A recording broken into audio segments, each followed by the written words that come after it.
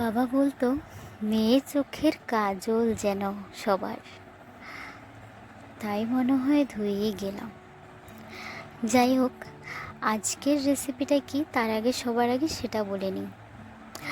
তো আজকে হচ্ছে গিয়ে চিকেন ভর্তা, যেটা আমি বানাইনি, বানিয়েছে আমার দাদা। তো উনি খুব ভালো বানাতে পারে বলে তাই উনিই বানিয়েছে। ওনার কারো উপর আর ভরসা হয় না এই ব্যাপারে যে ওনার থেকে ভালো বানাতে পারবে, তাই আমরাও আর নিজের উপর সেই দায়িত্বটা নিইনি। উনিই বানাক, কারণ উনিই এতে বেস্ট। তো সবার আগে ইনগ্রেডিয়েন্টস বলে দিই। প্রথমে যা দেখানো হয়েছে, কুচি কুচি করে আদা, রসুন, পেঁয়াজ, ধনে পাতাও আমি কেটে নিয়েছি। শীতের সময় যা অ্যাভেলেবেল থাকে, যেহেতু এটা শীতকালে বেশি ভালো লাগে, গরমকালেও মানুষ খায়। এটা আমাদের এখানে ট্রেডিশনাল একটা খাবার, যা আমাদের এখানে ট্রাইবসরা সেরা একটু অন্যরকম করেই বানায়, কিন্তু আমরা এটা নিজেদের মতো করেই বানাই। যেহেতু আমি চিকেন খাই না, তাই কখনো আমি এটা টেস্ট করিনি, কিন্তু বাকি সবাই এটার জন্য খুব প্রিয়। তো যাই হোক, ভিডিওতে প্রথমেই দেখানো জিনিসগুলো সব রেডি করে চিকেনকে বয়েল করে তারপর এতে কড়াইতে ধীরে ধীরে সমস্ত উপকরণ দিয়ে এটার সাথে একটু নাড়িয়ে তারপর পেঁয়াজগুলো দিয়ে দেওয়া হয়। ট্রেডিশনাল ওয়েতে পেঁয়াজগুলো কাঁচাই থাকে, কিন্তু আমরা এখানে করতে বাঙালিরা একটু ওটাকে নিজেদের মতো করে নিয়েছি, তো যেভাবে আমাদের ভালো লাগে। তো আসি এবার আজকের গল্পতে। বাবা বলেছিল মেয়ে চোখের কাজল যেন, তাই আজ সমস্ত ধুয়েই চলে গেছে। হ্যাঁ, মেয়েদের জীবন এমনই হয়। মা বাবার সংসারে চোখের মণির মতন থাকে, আর যখন বিয়ে হয়ে যায় তখন ওদের দুটো বাড়ি হয়ে যায়, একটা বাবার বাড়ি, একটা শ্বশুর বাড়ি। বলতে গেলে দু বাড়ি হলো, কিন্তু মেয়ের আর কোনো বাড়িই থাকে না নিজের বলার। যাই হোক, মা বাবা কত শখ করে একটি মেয়েকে নিজের মতো করে বড় করে লালন পালন করে পড়াশোনা শেখায়, তারপর কি করে বিয়ে দিয়ে দেয়।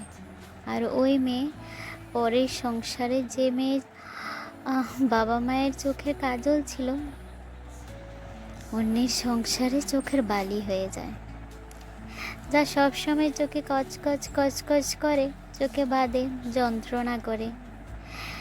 পরের ঘরে মেয়েদের অবস্থা এই থাকে। ব্যতিক্রমীও আছে, কিন্তু সেটা আমি জানি না, হবে হয়তো। যাই হোক, আমি নিজের কথা বলছি না, অনেককে তো দেখি, তাই অন্যদের পীড়া পীড়ন যা আছে সেটা দেখেই বলছি। কেন জানি না, কোনো মেয়েই শ্বশুরবাড়িতে মেয়ে হতে পারে না, সারা জীবন বউই হয়ে থাকে। বউ মাও হয়, কিন্তু মায়ের মতো আর আপন কোথায় হয়। সমস্ত মেয়ের জীবনে সেই একটি মা থাকে, কিন্তু বলার মা বাবা দুটো হয়ে যায়। আমি বলবো না ছেলেদের জীবন খুব সোজা, খুব আনন্দের। আমি এটাও বলবো না খুব দুঃখের, কারণ আমি ছেলে নই, আমি জানি না ওদের জীবন কেমন হয়। আমি তো একজন মেয়ে, তাই আমি শুধু মেয়ের জীবনের গল্পটাই বলতে পারবো, সেটাই অনুভব করে জানাতে পারবো। তো যাই হোক, আজকের মতন সেই গল্পটা আর না বললেই হয়। আমরা একটা নতুন গল্প নিয়ে আসব, যখন আবার একটি নতুন রেসিপির সাথে। সবসময় যে রেসিপি দেব সেটা নয়, মাঝে মাঝে কিছু অন্য কিছুও দেব, সেটা মুডের ওপর ডিপেন্ড করছে। অনেক কিছু বলার ছিল, কিন্তু এখন ভাষা খুঁজে পাই না। মাঝে মাঝে অনেক কিছু মনে পড়ে, কিন্তু তখন তা ভিডিও করে বলার মতো হয়ে ওঠে না। কখনো কখনো কাজে এমনভাবে ব্যস্ত হয়ে পড়ি যে ভুলেই যাই কতগুলো না বলা কথা কি যে বলতে হবে।